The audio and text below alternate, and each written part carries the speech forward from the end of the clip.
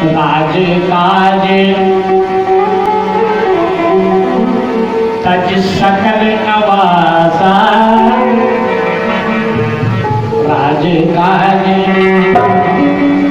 तज सकल नवासा, आए की है गंगा तट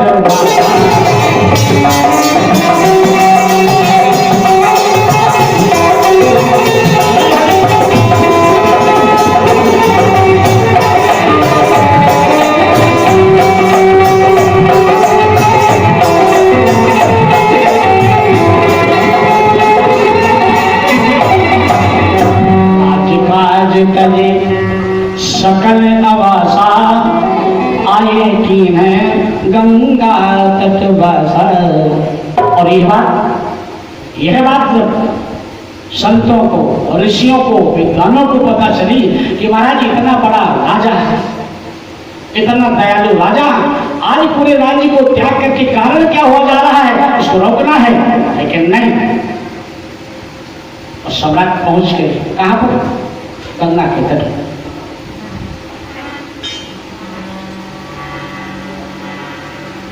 और गंगा के तट पर पहुंच करके अपने राजसी वेशभूषा को त्याग दिया और गंगा माँ की बालू में बेटी में बैठ गए, आसन लगा करके बोलो गंगा मैया की महिमा तुम्हारी अपरंपार, हे गंगा मैया।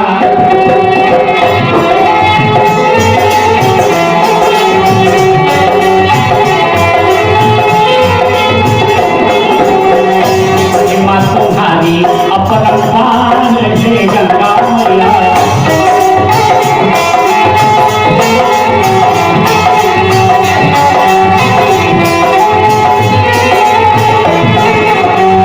साधु को तारा, दुष्ट को तारा,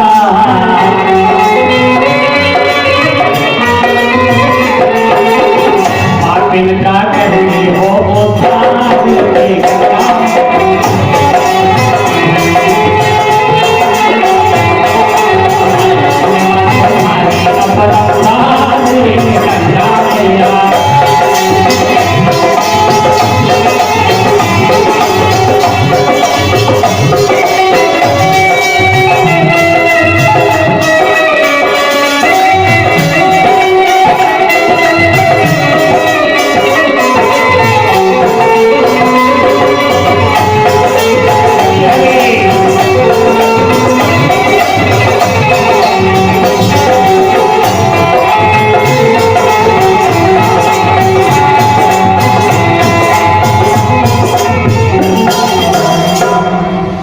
सम्राट ने गंगा मैया को प्रणाम किया।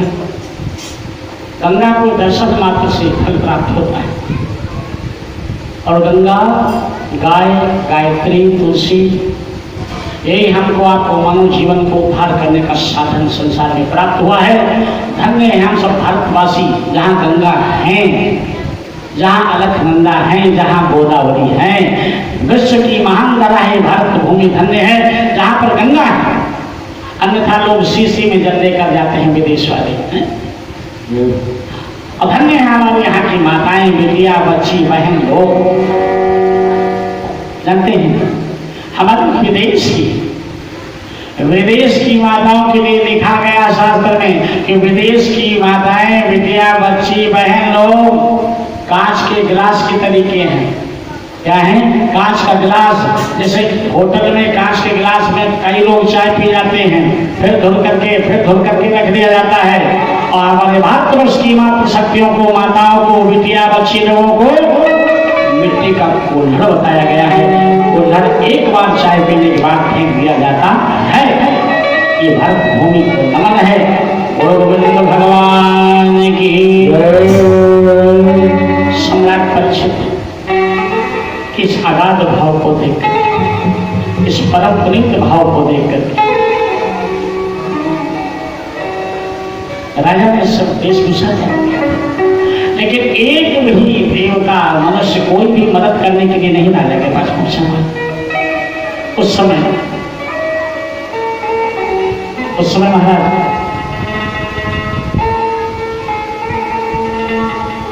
सम्राट परीक्षित के भाव को देख करके, भगवान के प्रति प्रेम देख करके व्यास जी ने आज विचार किया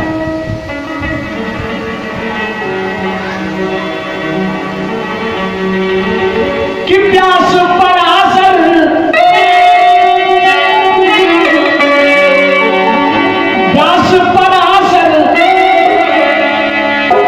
सकल अवासा आय कीन गंगा तट बसा।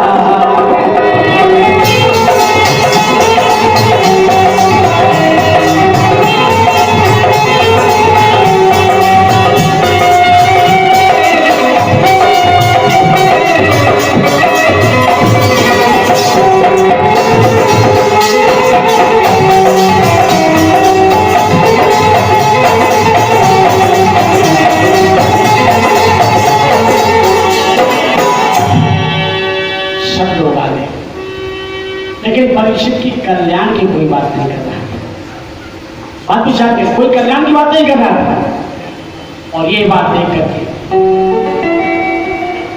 और जिसने सुखदेव जी महाराज ने विचार किया कि इतने महात्मा संत बैठे हैं, लेकिन परीक्षित की मौत को सुधारने का उपाय कोई नहीं बता रहा है, मुझे चलना ही पड़ेगा। भागवत बताती है कि वर्तमान को सुधारो और बीते हुए की चिंता मत करो। भागवत का वर्णन आता है हम वर्तमान को सुधारें, पीछे क्या हो और भविष्य की चिंता मत करें।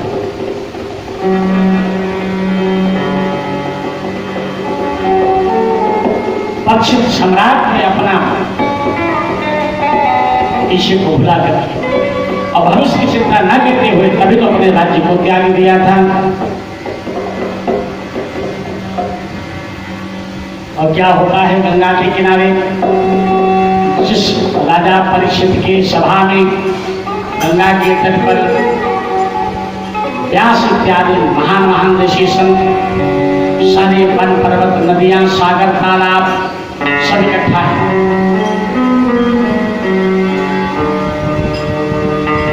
कितने ही अवसर सुखदेव जी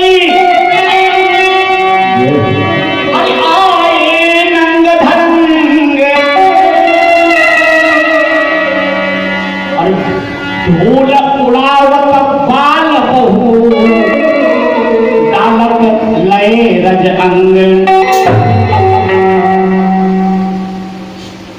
भगवान सुखदेव जी महाराज बिना वस्त्र के नग्न वेश, क्योंकि उनके लिए दिशाएं ही वस्त्र बन गई।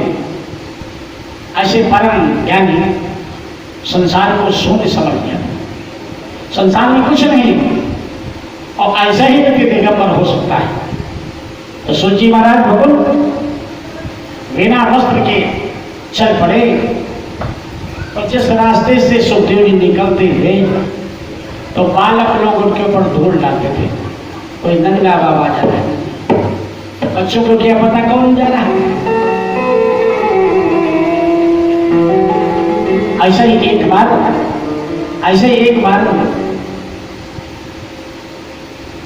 और रहीम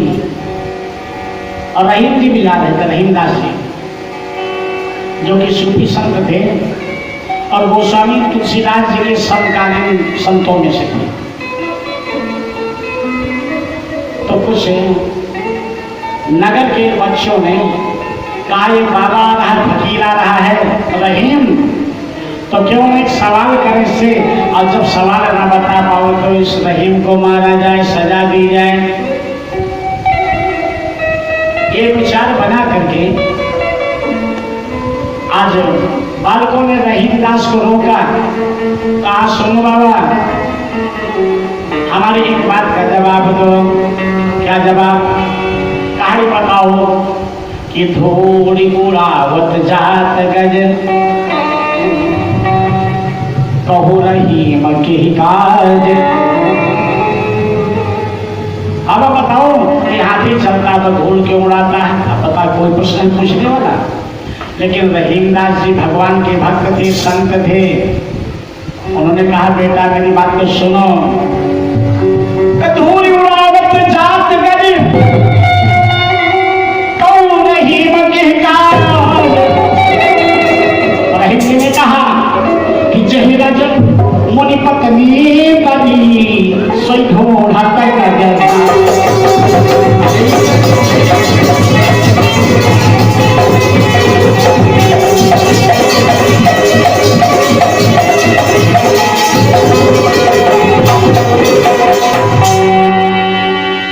कहा बेटा जिस रज के द्वारा, जिस धूल के द्वारा देवी अहिल्या का उद्धार हुआ था भगवान के चरणों की धूल, वो हाथी धूल ढूंढ रहा ना कि धूल अपने ऊपर डाल रहा है। उसी प्रकार से नग्न वेश में सुखदेव जी महाराज आज परीक्षित सम्राट के निकट गंगा के तट पर आकर के विराज। करो गंगा मैया की, सम्राट परीक्षित भगवान की, सुखदेव जी महाराज की। अब कोई आता है तो पहले उसको आसन दिया जाता है। भागवत में वर्णन महाराज जी का हुआ है। पहले क्या दिया जाता है? आसन। पहले आसन, तब दासन, तब वासन, तब भाषण। भाषण चौथी चीज बताई गई है। और जिस समय सुखदेव जी महाराज का आगमन होता है, परीक्षित राजा ने गंगा के तट पर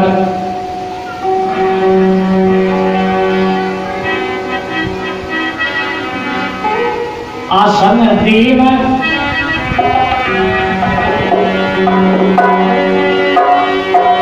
आसन दीन, अरे भूप सम्मान। जैसे देखा सुखदेव जी महाराज को राजा परीक्षित ने प्रणाम किया, आगे पड़ा चले गए, पृथ्वी पर गिर पड़ा डंडे की भांति।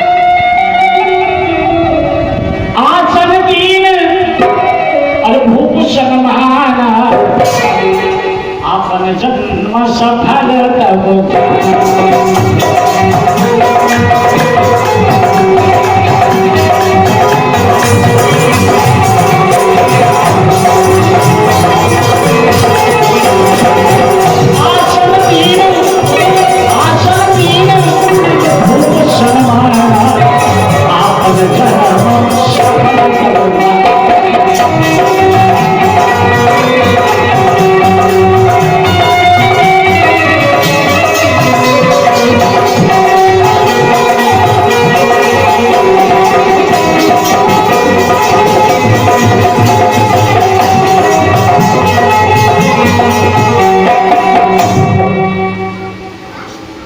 सुखदेव जी महाराज को गंगा के तट पर आसन दिया परीक्षित महाराज ने। सभी ऋषियों ने, संतों ने, विद्वानों ने सुखदेव जी का सम्मान किया। और हम आप भी जिन सुखदेव जी महाराज के मुखाग्र से भागवत को सुन रहे महाराज, उन सुखदेव जी को हम बारंबार कोट कोट प्रणाम करते हैं।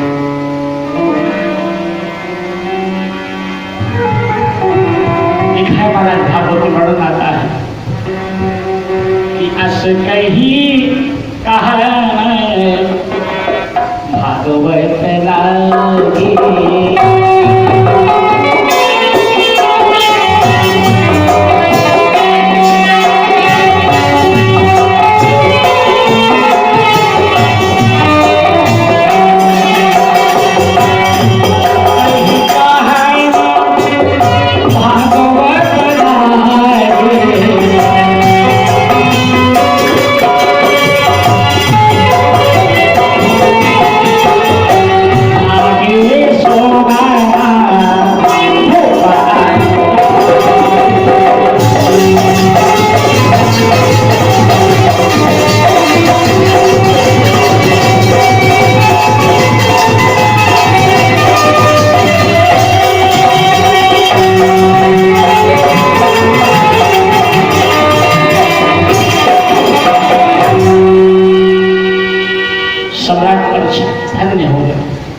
और वो जो श्री सुखदेव जी महाराज गंगा के तट पर भागवत सुनाने लगे,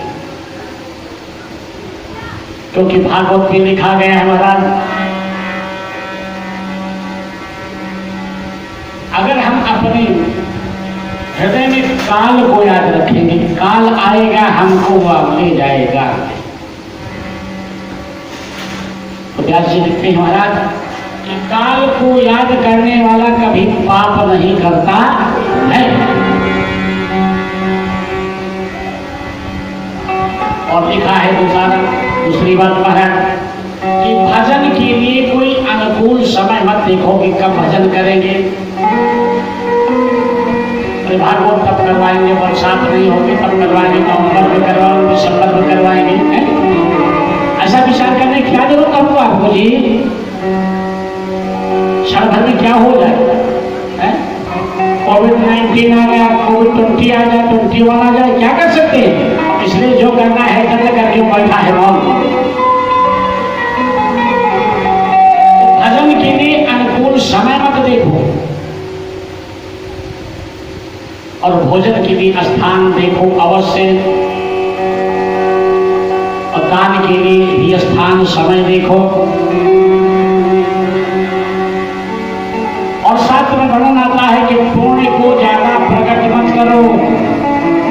ऐसा नहीं कि आप वहां चल कर आए 10 रुपये चढ़ा करके बताया जा करके वहां भागवत हो रही है, हनुमान जी की स्थापना है, मैंने 10 रुपया चढ़ा दिया, गए थे चढ़ा दिया। तो शास्त्र में वर्णन लिखा है महाराज कि दान को गुप्त रखो, पुण्य को प्रकट मत करो। हमने कितना पुण्य किया है, बोलो गोविंद भगवान की जय।